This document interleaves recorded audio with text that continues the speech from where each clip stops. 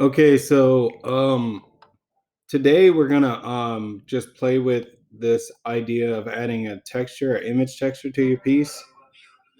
So you can paint your piece, which we kind of talked about last class, and then also I wanted to show you a different thing. You can go back. You normally are in sculpt mode, but let's go back to object mode. So go from sculpt mode to object mode.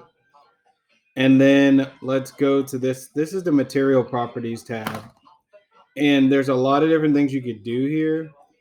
Your base color is something that should show up. Here's your surface base color, and you have like you can browse an image to be linked to your surface.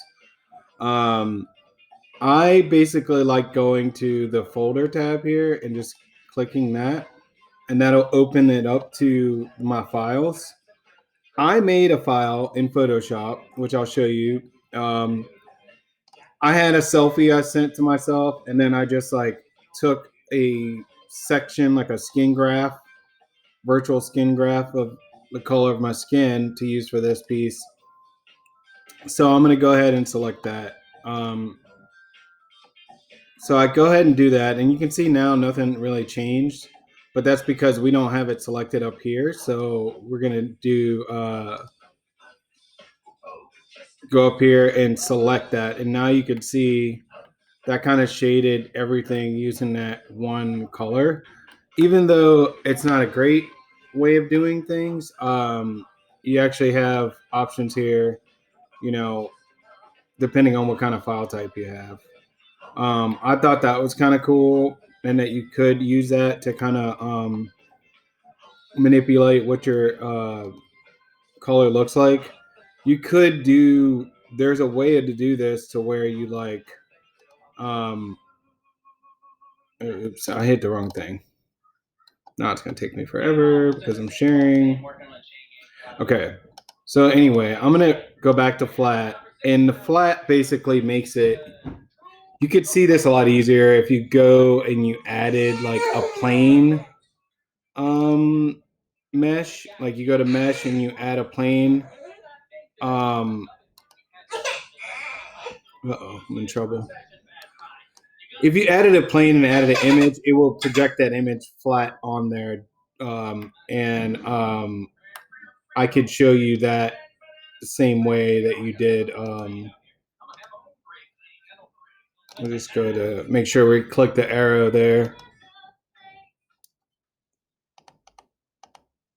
For some reason, this has a little bit of a delay. Um, anyway, so you can go and manipulate this if you want. I'll show you what it looks like if I just added my face to it, which is kind of funny. You can control how it's added, but if I just added my face to it, it's going to show up all messed up like that. And that's because it's just like projecting itself over that whole mesh. Um,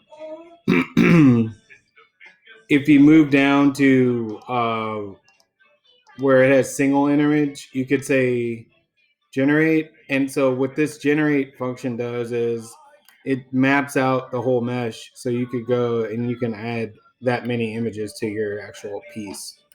Um, so I'm not going to mess with that. That's just too crazy right now. So right now today, I just want you to play with trying to do a selfie and like adding an image to the materials tab. I also wanted to show you. I did in the last time I played with this file. I did enlarge my camera. Usually the camera is like this little bitty thing that pops up. Let me see if I can do it. Like if I add a camera, where'd it go? Now I can't see it. Maybe my face is in the way. Anyway, I think if I add a camera to this, it's like this little bitty thing. You can see it. Oh. Here's the camera down here. You can see how small it is compared to the model. So what I did was I went to this scale, and if you select any object that you want, if you select the outer ring of it, it will scale it up, and keep all of the proportions the same. So I scaled up my camera here so that I can create a scene later, which we're not going to get into today. But that was just purely so I can generate a scene later. So this is my camera here.